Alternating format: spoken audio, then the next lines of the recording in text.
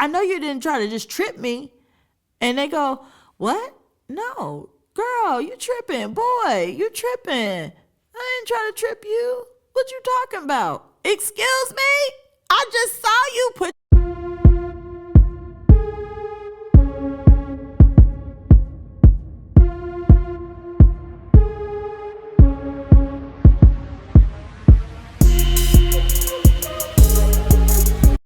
Hello, everyone. I hope all is well. Now, welcome to the Understanding Abuse series that I am doing. As I told y'all, I was going to be dropping different parts where we're going to talk about abuse, what it is, why it happens. And we're going to have a long conversation about this because this is something that is really on my heart to talk about, and I feel a lot of us are victims. Some of us are victims and we don't know that we're victims, and some of us are victims and we know that we're victims, but maybe we don't know how to not be a victim or how to overcome, or maybe we've made it out of an abusive situation, but we don't know how to live after the fact. Now, before I get into what is abuse and talk about that, I just want to tell you really quick, I am a survivor of abuse. I've experienced different types of abuse, and I want to talk about that. I want to share that. And, I just didn't experience abuse from a romantic relationship, but I've experienced abuse in toxic environments from friendships and family dynamics as well. I think a lot of times when we think of toxicity, we don't think that's abuse. We just like, oh, that's toxic. Bad energy. There is an underlying to the toxicity. And most of the time when something is toxic, it is coming from a place of abuse. So we're going to go and break it down. Now, this is part 1. So the goal is to keep the video short but informative. So if you feel like I'm not giving you enough, just hold on. Come to part 2 and part 3 and part 4. But if you feel that I'm giving you a nice foundation, then great. Definitely let me know. I hope this is helping you, and I hope that knowing this knowledge will help free you from any abusive, toxic situations that you are in and that you don't go back. All right, let's get into it. So, understanding abuse. Today's agenda, we're going to talk about the definitions of verbal, emotional, and physical abuse, the cycle of abuse, and the common signs that we experience, that we see. And we're going to talk about how abuse impacts mental and emotional well-being. So what is abuse? There are different types of abuse. Today, we're only going to focus on emotional, verbal, and physical abuse. However, abuse does not stop there. There are different types of abuse. There's emotional, verbal, physical, sexual, spiritual, financial abuse, psychological, discriminatory, modern slavery, neglect, acts of omission, self-neglect, and there's many more. Abuse is physical, sexual, emotional, economic, or psychological actions or threats of action that influence another person. That's the overall definition of what abuse is. It is physical, sexual, emotional, economical, psychological, verbal, right? It's threats of action, and it's an influence of another person. So let's get into verbal abuse. Verbal abuse is the use of words to control, criticize, and manipulate another person. Let me say it again. The use of words to control, criticize, or manipulate another person. So what are some examples of verbal abuse? Verbal abuse examples are insults, name calling, demeaning language. One of the names that I actually been called is a crybaby. When I'm a sensitive person, and sometimes, I feel things and I can't help that. So I will cry. And you know what? Crybaby. That's an insult. That's name calling. That is demeaning language. Even though it's like, what's wrong with calling someone a crybaby? Because you're not calling me a crybaby to uplift me. You're not saying, I love how you have such a beautiful heart and you just feel things, and that's so great about you, which brings you to tears. No, you're saying crybaby, like shut up whining, crybaby. It's an insult, right? Constructive criticism and put downs. That's another example, which is kind of what I just explained. Yelling, shouting, or using harsh tone, threats, intimidation through words. So threats and intimidation through words. Let's just kind of do some more examples. Someone yelling at you, shut up. Sorry if you just had to remove the headphones from your ear, but that's what it's like. They're yelling, they're shouting, they're using a harsh tone. Who you think you talking to? You ain't talking to me. I'll slap you in your mouth. Threats and intimidation. Yes, threats and intimidation. They jumping up in your face. They putting their finger in your face and they saying, shut up. Or let's just say they don't yell. Not all abusers yell. So they may do something like, I know one thing. You better shut up. Shut your mouth. Or I'm going to come over there and I'm going to give you something to cry about. Say it again. Have you ever had somebody talk to you like that? Our parents. You know what? Let's just go on and call them out. Our parents talk to us like that. And when that tone and that threat comes in, they're not even yelling. They just looking at us with this stern look, and they got that tone, and they yelling, and they're saying, say another word, and I promise you I'm going to break my foot off in your butt or break your neck or whatever they used to say. And you be sitting there like, oh. Now, I do believe that you should put the fear of God in kids, but I also think there's a thin line. I think some parents took it too far, but at the same time, you know, we've all had that. But imagine that's coming from someone that's not your parent, coming from someone that is your sibling, your friend, or your lover, someone that you're dating. Can you imagine someone you're dating saying, I wish you would say another word to me or I'm going to slap the mess out of you. It's like, whoa, hold on. Wait a minute. You know, it's one thing when your parents do it when you're a child. It's another thing when your romantic partner do it or your friends. We about to fight, right? At this point, it's about to get real physical. And you don't want it to go like that because you're not a violent person, but this is what these kind of things, this is what it sounds like, and this is the impact that it brings. And we're going to get into what the impact does. You know, verbal abuse is something that I think a lot of people experience. And we're going to, even though I'm just giving you a basic foundation today of what verbal abuse is, I promise you as time go on, we're going to have some real conversations about verbal abuse and what they look like. But I hope that that's enough examples. Remember, it's name calling, insults, criticism, put downs, yelling, shouting, or just speaking to you in a tone that is just unnecessary and completely out of order. Who are you to talk to me like that? My own mama don't even talk to me like that. And if she do talk to me like that, she talked to me like that when I was a kid, not when I was a grown woman. And if you do talk to me like that as a grown adult, excuse me, respect, because you're my parent, but you out of order. Because we got bosses at work that talk to us like this. So that is verbal abuse. Okay, the impact of verbal abuse and what it has on you, it really messes with your self-esteem and your self-worth. It creates a hostile and fearful environment, and it can lead to emotional and psychological trauma.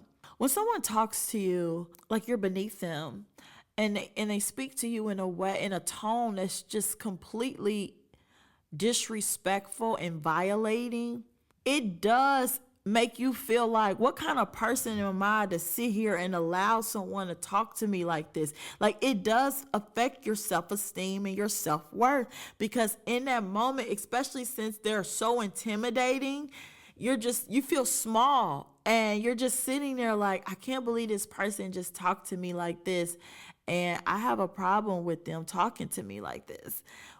But most of the time, you're probably fearful of the environment that you're in, the person that is doing this to you, because obviously they're able to do this to you. And we can get into that too as to why this is allowed. But they're able to do this to you. And so because of that, it puts you in a place where you are fearful. They yelling, they jumping in your face, they talking crazy. And so, yeah. And it definitely can lead to emotional and psychological trauma. and we're going to get into the emotional abuse and the impact that it does. But I just want to say, because we're already right here, have you ever had someone yell at you and speak to you in such a way and you didn't react, you didn't respond, but like literally days after that, you still thinking about how that person talked to you, and you're thinking, I can't believe this person just talked to me like this. Man, I should have said something to them, or I should have slapped them. I should have showed them what I'm about. Have you ever had that type of conversation with yourself, and you'll just start either crying or getting mad all over again? But it'll mess with your mental, because when somebody talk to you like they crazy, think about if you haven't had it in your personal relationships. Think about it on a job. If you worked in customer service, or if you worked anywhere where you're dealing with people and somebody call you talking crazy and insulting you and diminishing you, you go home like, I know I ain't supposed to take work home, but man, I'm about to lose my job today, because who are you talking to? But that's what it does. And you'll find yourself not even wanting to go to that job no more. And it really just takes effect of your mental, your psychological mindset. There are a lot of impacts to verbal abuse. You ever heard the saying, sticks and stones may break my bones, but words will never hurt me? I just think that this is such a false statement. As a kid, I used to say this all the time, but I also used to know, like, this is a lie, because this person just called me ugly, and that really hurt my feelings. Like, it really hurt me. So sticks and stones do break bones, but words do hurt. There's actually a scripture that says life and death lies in the power of the tongue. That means that words can speak life and death. You know, we got to take this to the Bible, because it really kind of helps you understand the power of words. Words are so powerful that even God created the heavens and the earth with his words. He said, let there be light, and it was light. Can you imagine how much power? We're created in his image, and we have the gift of creativity as well, because he's a creator that created creation that can create, right? So we are creators as well, which means our words have power as well. So when someone says, you stupid, you ugly, you ain't gonna never be nothing in life, that can have an impact on you, that can hurt you in many ways, and it's not cool. It's not cool. When you go through abusive situations, it becomes your normal. Also, another note for verbal abuse, and then we're going to move forward. A person does not have to yell to commit verbal abuse. There are people out here who think because they don't raise their voice that they're not verbally abusing you. And that's not true. Just because someone's not calling you the B word or yelling, that doesn't mean they're not committing verbal abuse. So just keep that in mind. Let's move forward. Emotional abuse. Emotional abuse is any behavior that undermines an individual's sense of self-worth or emotional well-being. Again, any behavior that undermines an individual's sense of self-worth or emotional well-being. Let's get into some examples of what emotional abuse is. Manipulation and control tactics, isolation from friends and family, gaslighting, distorting reality to make the victim doubt their own perceptions, withholding affection, or giving the silent treatment. Oh my God. So emotional abuse. Okay. You know what? Let's go into the impacts, and then we're going to go into explaining emotional abuse. So the impacts of emotional abuse is emotional scars, anxiety, and depression. Emotional scars, anxiety, and depression, difficulty forming healthy relationships,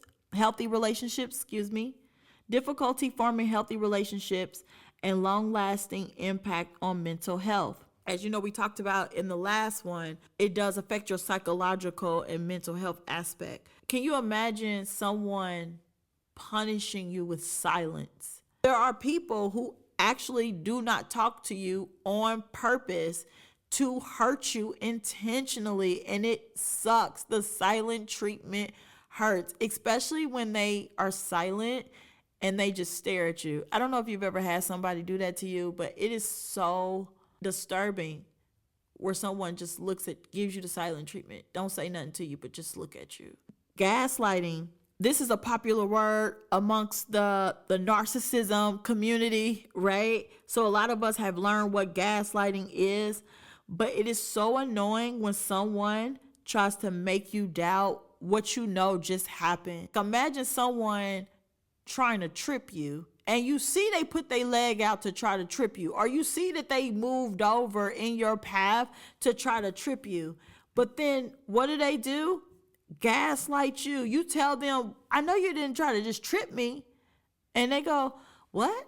No, girl, you tripping. Boy, you tripping. I didn't try to trip you. What you talking about? Excuse me? I just saw you put your foot out. I know you tried to trip me. And they go, never. I would never. What? Oh my gosh. You know what? You're paranoid. Oh, I can't tell you how many times I've been called paranoid. And I'm like, I'm not a paranoid person, but I see what's going on. And it really affects your mental, because then you be sitting there thinking like, maybe I am paranoid. Maybe I am tripping.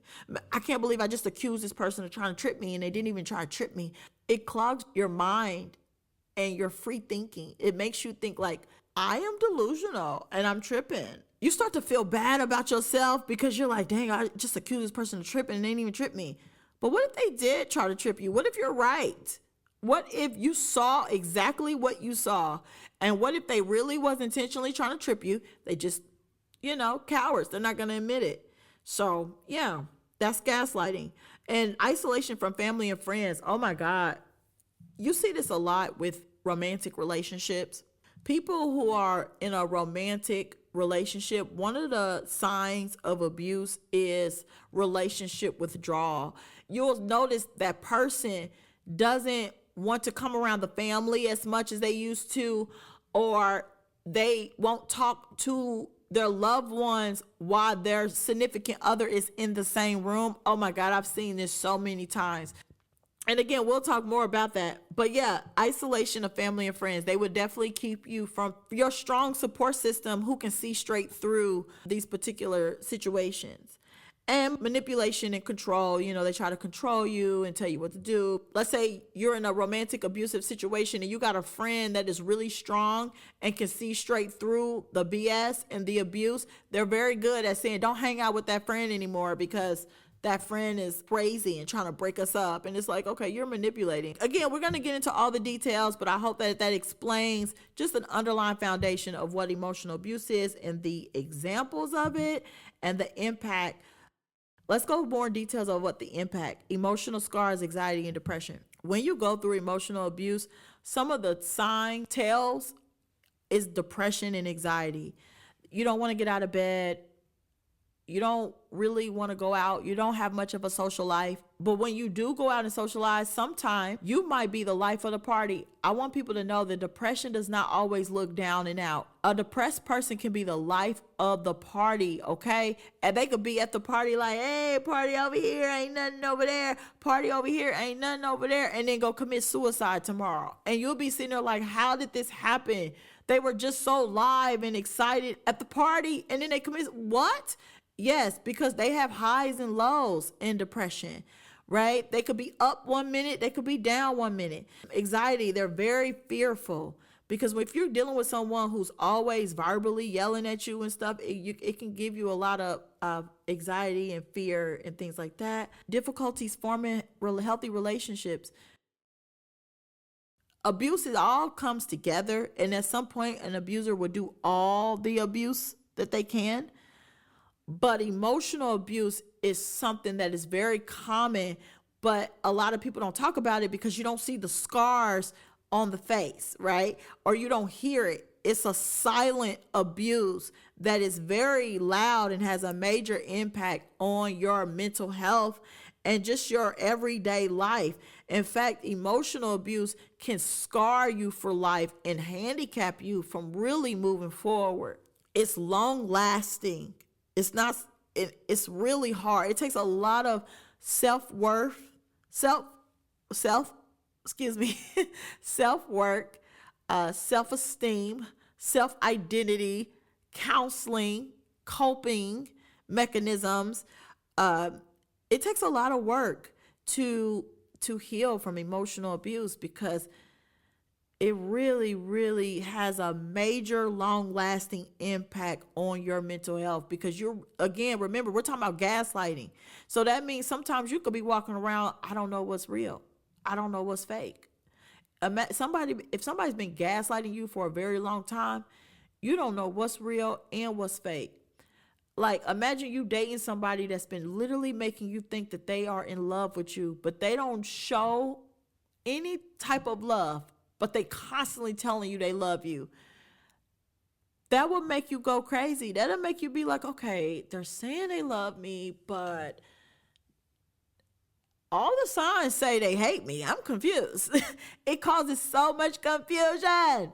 I could talk about this all day because this is my backyard, but we're going to move forward because we got more to cover. Just another example. And again, if you're watching this on YouTube, I got a picture of this, so let's take a look at it. But if you're listening to it from a podcast, just go check out my YouTube channel, Healing to Live H2L, because I want you to be able to see the visual that I put together. But if you are on YouTube, hey, how y'all doing? I hope y'all like my presentation. Make sure you hit the like, comment, and subscribe button. But here's some photos just to put an image to the abuse.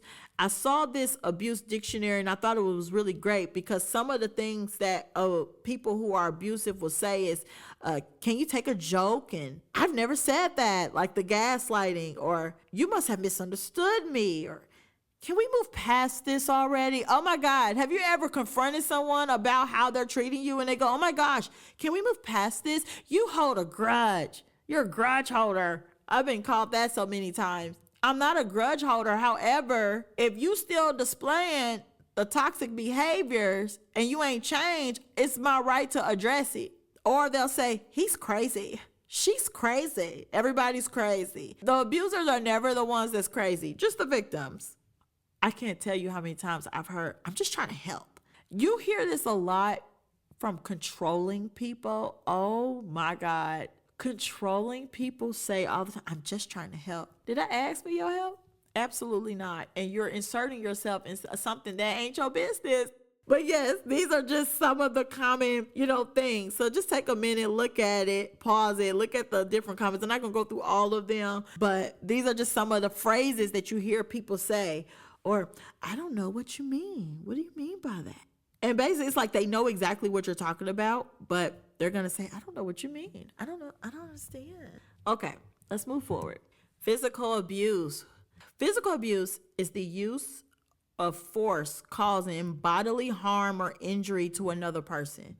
So it's a use of force causing bodily harm or injury to another person. Physical abuse, a lot of times, is what people think abuse is. When you see someone punching someone in the face, you think that's abuse. So there are a lot of people out here that are abusers, and they don't know that they're abusers because they think, oh, I didn't hit you, so I ain't abusing you. If it gets into the physical, in my opinion, they've already started the abuse with you. You're already locked in. Because what that says is that they're so comfortable, they know that they can hit you and get away with it. They already got you locked in.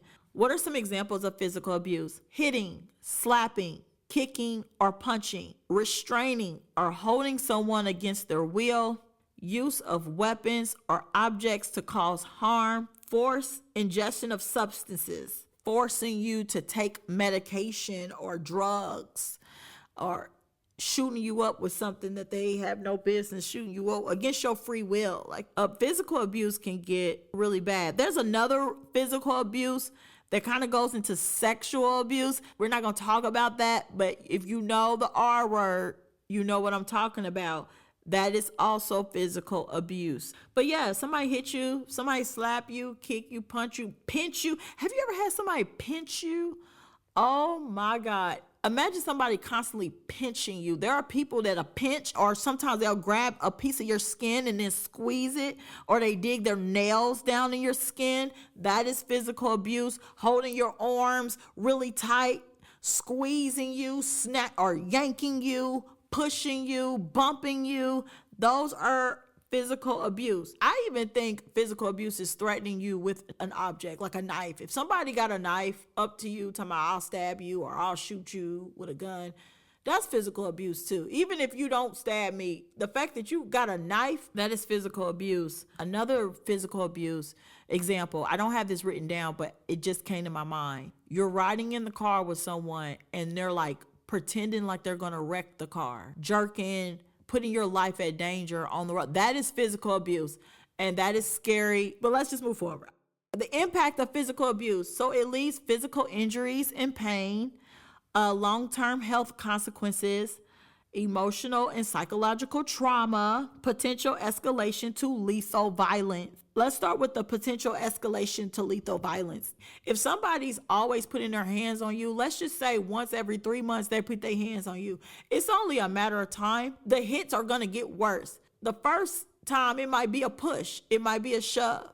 But then the next time after that, it might actually be them choking you or slamming you down on the ground, dragging you, punching you in the face.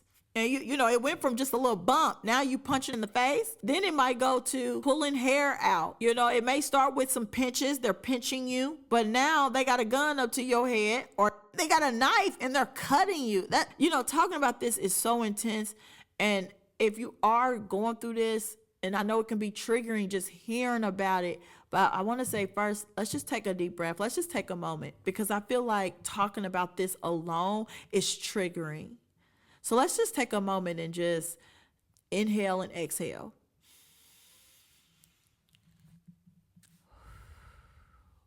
At this moment, you are safe. At this moment, you are in a safe environment. You are safe. And if you're not safe, get somewhere where you can be safe. But let's just take a moment. Talking about this can be very triggering, especially if you've experienced it or if you are experiencing it. But we're not talking about this to bring up your trauma and to make you relive your pain. It's to bring awareness to what is going on in your life so you can have an understanding of what abuse is. And we'll get to the why and the who does it, why they do it, where they do it, and how they do it. We're already kind of covering a little bit of the how, but we'll get into all that as time goes on. But right now, we just want to get the foundation of what abuse is. So if you are triggered by me talking about this, take a break, remember where you paused at, and just come back. And if my voice can be a little triggering because I am raising my voice, please bear with me, okay? All right. So let's get into the emotional and psychological trauma that this causes. Really, I just kind of explained it. The emotional and psychological trauma, when you've been physically abused, even if that person is not around you or hitting you in that moment, it still affects your mental health. You relive those events. Just as I'm talking about this, I'm thinking of the times that I've been picked up and slammed on the ground. I'm thinking of the times where someone tried to punch me in the back of my head. I'm thinking of the times where face was grabbed and gripped or my arms was squeezed. I'm reliving those events in those moments, and this is how it affects your psychological mental health through your day-to-day, because even though you may not have the scar from them when they hit you, and you may not even feel the pain that physical injury caused. However, you still relive it in your mind. So it does have an impact. Long term, short term, it just depends. Health consequences. Depending on what someone has did to you, it can affect your health. I know we're not talking about this, but if they physically abused you through a sexual force, that comes with its side effects as well. That can come with some health consequences. If someone stabs you and they hit something that you need, that can affect your health. If someone choke you so much to where you struggle talking, even if it don't have a long-term health consequence, it can have a short-term. Someone could break your leg. Now you struggling to walk. Now you walking with a limp. These are health consequences that I'm talking about. And if you are a person that's been physically abused, take pictures of all your abuse marks that the person has done to you. Take pictures of it. I know it's like, I don't want to take a picture of myself while I'm going through that, but have that evidence because you're going to need it. Okay. The commonalities and cross-cutting themes that we see when it comes to verbal, emotional, and physical abuse. We talked about the difference between them, right? But what brings them together? What makes them common? What makes people want to do this? So the first one is power and control. So all forms of abuse involve an element of power and control by an abuser over their victim. People like power and people like control. If they're trying to have power and control over you, they're going to use one of those vehicles, if not all three of those vehicles of abuse, to have power and control of you. I like to think of verbal, emotional, or physical abuse as a vehicle. Some do more than others. There are some people, they would never put their hands on you because they know that there's consequences to that, and they know that they can go to jail. You can prove physical abuse, but emotional abuse you cannot prove. And a lot of people are emotional abusers. It's their way of hurting you without there being any evidence, which is the worst. And they do this because of power and control. The same reason why someone will hit you would. The same reason why somebody will talk about you and put you down and try to intimidate you with their words. Power and control. So this is just the commonality of what all these vehicles have. The next one is isolation. Abusers often isolate victims from their support networks to maintain control. Isolation is a key commonality between all the vehicles of abuse. They don't want you out here telling people that they emotionally abusing you. Because think about it. If they're gaslighting you and making you think that what you're seeing is not what you're seeing, it's not what you saw. If you got family and friends that could see through that, they gonna tell you, no, you're not tripping. That person did try to trip you. They don't want nothing getting in the way of what their goal is. And their goal is to have power and control over you. And in order for them to do that, they got to isolate you. They got to get you away from your support system, because if not, it's going to be a war for them. It's going to be harder for them to do what they need to do. Now, why they need power and control? There's so many reasons. Different people have different reasons, and we'll get into that in another video. And then lastly, another commonality that they have is the cycle of abuse. Many abusive relationships follow a cycle of tension building, explosion, and reconciliation, which can make it difficult for victims to leave. The cycle of abuse, I'm literally going to have to do a whole video just on cycle of abuse. What I've learned in my experience, people who abuse have patterns, and I want to talk about that. I want to talk about identifying their patterns, and so you can be prepared when the next attack comes. But they all have patterns and they have cycles, and it does start with like a tension building. And this could be maybe they looking at you out the corner of their eye and you like, what is going on? Why they looking at me like that? Right? Maybe they say something slick out their mouth. They throw shade. Then the explosion is the war. That's when y'all get into it. That's when it's either they yelling and screaming at you, right? Calling out your name. They saying, shut up, sit down. It looks like an argument, but they're verbally abusing you through this argument. They're calling you names. They're yelling. They're intimidating you. They're threatening you. And if they're using emotional abuse, they're gaslighting you and manipulating you. And you're just in there like, no. Right? And then if it's physical, they start slapping you across. This is the explosion. They slapping you and beating you up. Or you might be beating them up. You might be winning, but they still putting their hands on you. Regardless if you can fight or not. This is not about if you a head buster or not. You'd be surprised how many victims of abuse can actually fight and got hands. Don't think because somebody's being abused that they ain't got hands. They do got hands. Maybe there's a certain person in their life that don't want to use that type of force on, right? Not everybody wants to go around hitting people. Some people just want to love, but some people want to take advantage of that. So then they got to go and they got to fight. So don't think because a person is being beat up that they can't fight. There's a thing called matching energy.